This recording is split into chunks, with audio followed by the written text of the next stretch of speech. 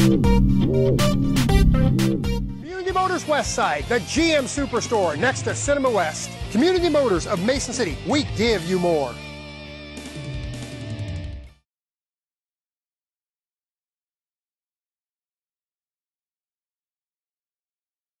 Have we ever thought about looking at going into 12-hour shifts to help reduce our overtime? Give us more flexibility in staffing. The problem you have with that is, if you want 3,000, or basically 54,000 more on overtime, would it be almost easier to hire somebody? I know you would be throwing in benefits and stuff on top of that. Well, and then running 3 shifts, I mean, you're only working so many hours. I mean, you might alleviate some, but I don't think the only time we use fire overtime is when we actually have structure fires, or we're calling back because somebody's sick. Chief Lashbrook, on the motor, I know we're going to that's why I've asked Lieutenant Ornette here. He does our fleet management. He put a lot of research into this, so he can probably answer your question. What vehicles did you look at? Here's what's available. Chevy has a Caprice, which is going to go cars. There's some SUVs too. Impalas at all? Impalas are out there with Chevy also. Dodge has the Charger, and Ford has a Taurus. I researched it all out. We're with a rear-wheel drive car now, and that's what we wanted to stay with, if at all possible. And then we researched the Broom. You know, we have so much stuff crammed in the compartment of that now, with the laptop computer and the console and the shotgun. And I didn't really want to try to go smaller on space, not just for me, but for everyone else also.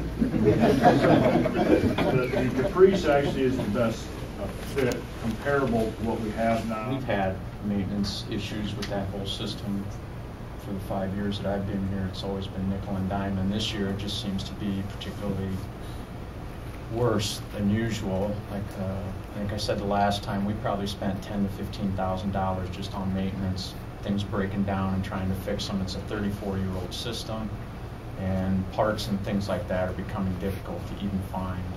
I just met with, I'll call him our maintenance person, but they're an employee of Mechanical Air that works on that system, and find out today, or we've known for a couple of weeks, we have a bearing now that's going out in one of the blowers. We're gonna have to get that taken care of.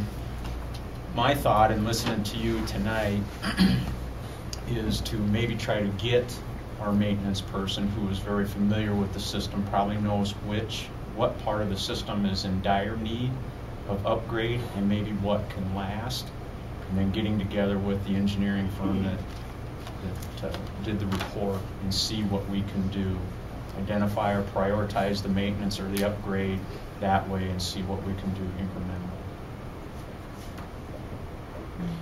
It's just if I can get them together within a week's time. Does that help? Mm-hmm. I guess I'm wondering, I would personally love to see a new police station. I mean, I think pouring over $500,000 into HVAC in an old building that really doesn't service us well anyway doesn't make an awful lot of sense to me. And I would really like to have a discussion and find out more information about moving forward with another facility. And that's great. We'd love to see that too. But you know, that's probably years down the road, and we're still having to reside in this building where you've got different varying temperatures in that building. You've got some people with space heaters on and others with their windows open, and you've got, in the summertime, you're freezing upstairs and hot downstairs, and there's just no consistency. And while you're not going to see any type of return on the investment, obviously, when it's 15 to 20% savings on our utility bill, it is still a piece of infrastructure that isn't working very well, and it doesn't provide for a very good working environment for staff. Last I remember, we were right around $8 million. And that would take from this moment on, I'm just going to decide on that, but is that 5 years down the road, 8 years down the road, No, 2 years down the road? We were talking about this in 2007, 2008, and the cost was $8 million. Okay. 2007, So and it was- I don't know what percentage increase would be, but And we actually had a couple of meetings on looking at a location for the police station prior to moving forward with the Vision, when we first started the Vision Iowa project, not knowing what that was before we were going to happen with that. And then, like I said, when the library was included in the bond issue was sold, we stopped even spending any time and effort looking at a police station. My thought would be, let's just say you could build in 5 years from now. That's $50,000 to $75,000 on an HVAC Band-Aids. To me, I got to figure out if that's worth not spending $600,000 in a building that will sell for $600,000. Yeah, and the other thing is, if we made the determination as a community that we wanted to do a satellite fire station with that $8 million is probably closer to 12. Honest, I mean, you got to build that high structure. Depending on what trucks we put in that facility, I mean, it's going to be more expensive. Well, I'm hesitant to spend the $600,000 on. So I'd like to hear more. Just based on the unknowns that are out Correct. there. Mr. Tornquist, do you have anything to add on this? I'm just thinking we probably have a hybrid solution, and I like your approach of trying to get with the community understands everything that we're talking about, the big picture. And